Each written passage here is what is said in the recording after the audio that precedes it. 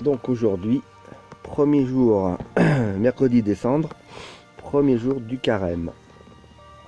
À l'exemple de notre Seigneur Jésus-Christ lui-même, avant de commencer sa vie active, l'Église désire passer ces 40 jours dans la prière, la pénitence et la mortification. Nous devons rentrer en nous-mêmes pour mieux comprendre le caractère transitoire des choses terrestres.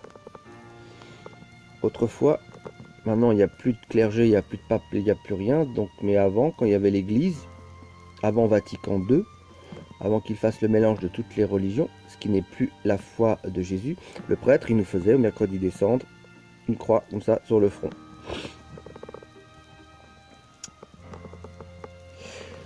Comprendre le caractère transitoire des choses terrestres, la nécessité de la mortification de nos vies et de nos péchés, enfin la nécessité d'une prière persévérante et instante, afin de ne pas rendre inutiles pour nous les souffrances et la vie du Seigneur, et pouvoir ressusciter le matin de Pâques avec lui, à une vie nouvelle. Ce sont là les pensées principales de la liturgie du carême, et aussi les sentiments dans lesquels l'Église désire que nous passions ce saint repas.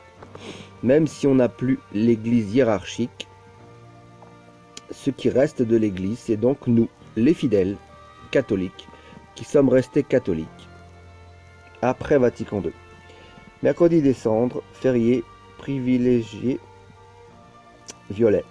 Cérémonie riche de signification et de leçons salutaires, par laquelle le prêtre, à l'entrée du temps de la pénitence, impose les cendres, en signe de croix, sur la tête de tous les chrétiens, jeunes ou vieux, riches ou pauvres, utilisant les paroles mêmes de Dieu à Adam après la chute. Tu es poussière, ô homme, et tu retourneras en poussière.